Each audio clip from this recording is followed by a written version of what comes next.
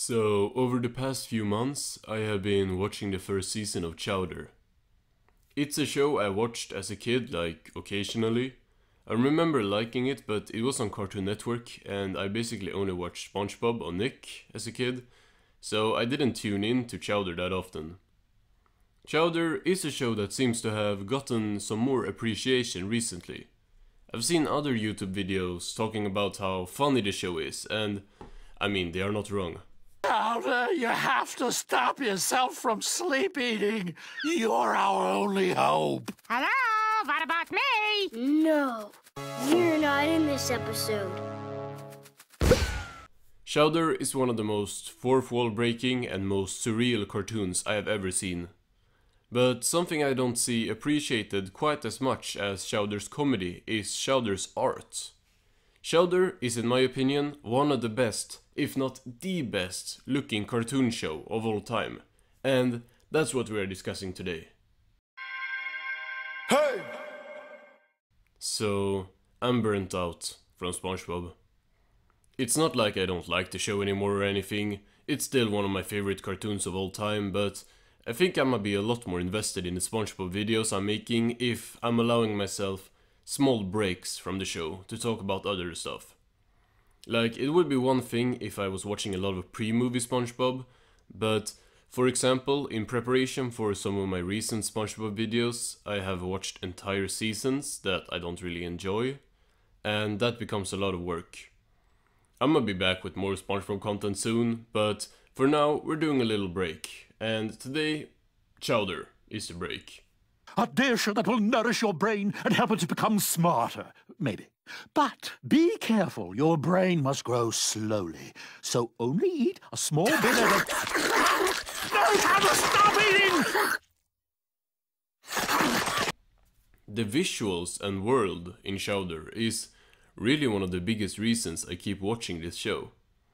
Not that I don't like the rest of the show, I think it can be really funny. All you gotta do is put this spoon away. That's it. Got it. Now, repeat back to me what I just told you. Repeat back to me what I just told you. No, before that. Before what? Just put the spoon back where it belongs. The spoon! Chowder himself makes me laugh at least once an episode, and there are a lot of other funny characters. The plots in Chowder are also, they are good sometimes, and sometimes they are not.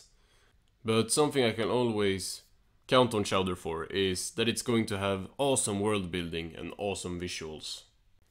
What I would like to start off with is what was the first thing my eye caught when starting this Chowder rewatch-ish. The colors. Now, the color palette, or whatever it's called, is something that can make or break a show. On one side we have shows like Problem Solvers that gives its viewers epilepsy, and on the contrary we have Chowder. Chowder's use of colors is so refreshing in a modern cartoon landscape where everything looks like this. Something else that's really cool is these patterns that they use on the clothes and stuff. It's just really satisfying to look at, and sometimes blends into the background really smoothly. And we need to talk about the backgrounds as well. Chowder's backgrounds are beautiful. When they are outside we can admire the hand-drawn buildings, which all have so much character, and each house also has amazing interior designs. And nowhere is this more apparent than with Mongdol's Catering. This is of course the main building in the show, where all our main characters work and live. The building itself has so much character and just looks so fun. Then you get inside and we got all these rooms with great designs. We got a little lobby where Mongdol's wife Truffle takes orders from customers. We got Chowder's room where his pet, like fart cloud, I think it is, lives. And of course the kitchen, which just looks fantastic. There is so much detail and stuff going on in the kitchen background. The kitchen is of course also where the plot of the entire show kind of centers around.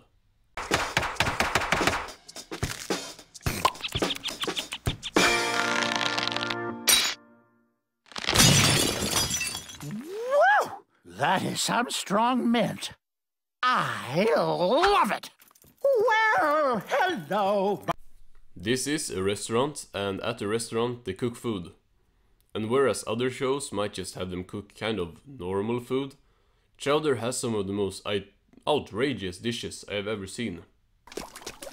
Chowder, bring me some fly spice on the double. Here you go. Thank you. Wait a second. What is this stuff? A can of Punch Munch? Oh, no!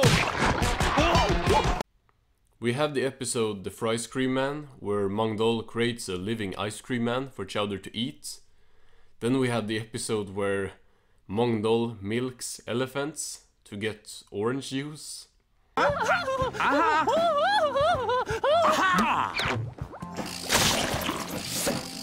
Good girl!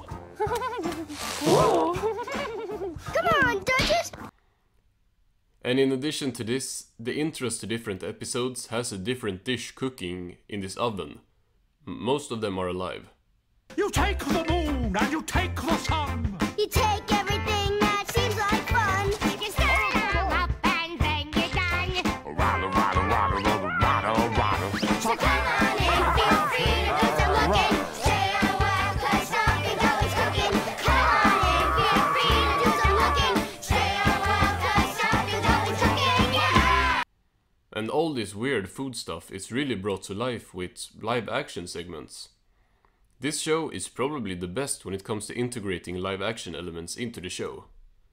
While cooking, we will often get close-ups of the food with a mixture of like paper and clay and other live action stuff. And this is not for gross out purposes. It's just there to add some extra character to the food and in turn, the show. I don't think many of the dishes they cook would be as memorable if we didn't see these crazy live action versions of them. Also, similarly to how SpongeBob has its unique bubble transition, Chowder uses food for transitions, and it's just beautiful to watch. That is, when Chowder decides to open up. Okay, Chowder. And it's not only the food that gets the medium shifting treatment. The ending of each episode has a around 30-second long segment where puppets of the characters are cooking. It's Threes Day. Threes Day, yay! What makes Threes Day so special? Why? Because it's the day that you make Ninny Nanny Nougat, of course. Yay! What are those? It starts with just Chowder and Mongdol, but throughout the run of season 1 we get Puppet Schnitzel, Puppet Truffles and even Puppet Gazpacho. These segments are often using the same archetype plot. Chowder and someone else is cooking and Chowder messes it up. Somehow it doesn't get old. I think there is enough variation in the crazy situations that happen that it stays fresh. And last but not least, put a little of yourself in every dish. Yuck! You don't know what you're missing. If you aren't in the kitchen. And the live action or medium shifting stuff doesn't end there. We have clay segments with the characters at times. Going on furniture, digging up holes.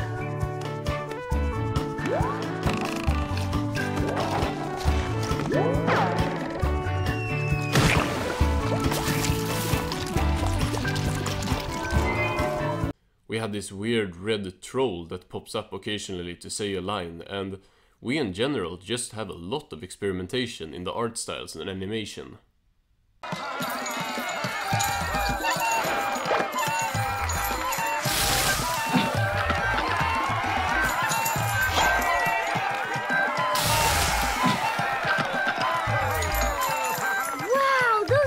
Making lots of money. I wonder how they do it. It's 'cause they got talent, Chowder. Another thing I appreciate is the character designs. Chowder's design is amazing. He is a cute fat cat and that's just perfect. He is purple, which is nice because lean. I know his design is kind of that CalArt style thing that people hate on Twitter or something.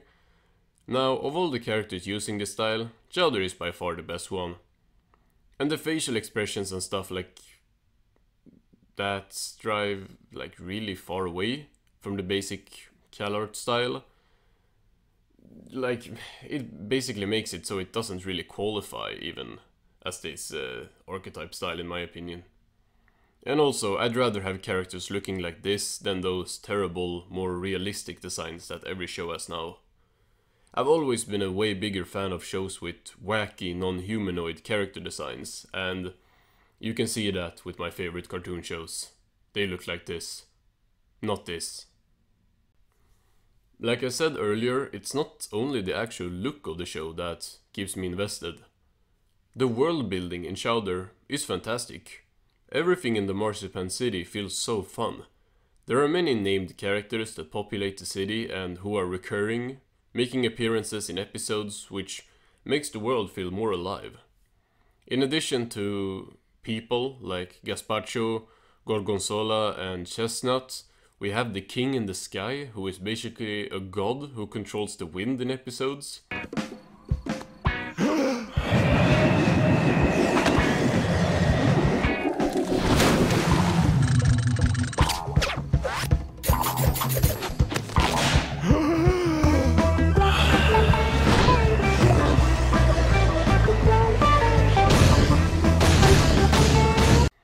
The Sun is a character as well, and they do a lot of meta jokes with this.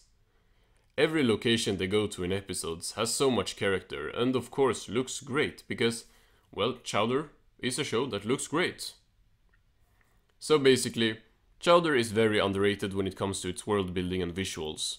In my opinion, it's the most consistently just good looking cartoon, and I wish they made more cartoons with this style instead of the ugly ass shows we get today.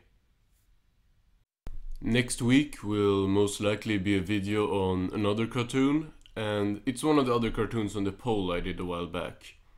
I might do videos on each of the options on that poll, but if that isn't your cup of tea, Bored Binge Watcher and I are dropping the part 2 to our Modern SpongeBob video over on his channel soon. He is also dropping a big end of the year video reviewing all the shows he watched this year, so you all head over and sub there, and we will drop Why Modern SpongeBob is Trash Part 2 on his channel. I'll see you all there. Thanks for watching.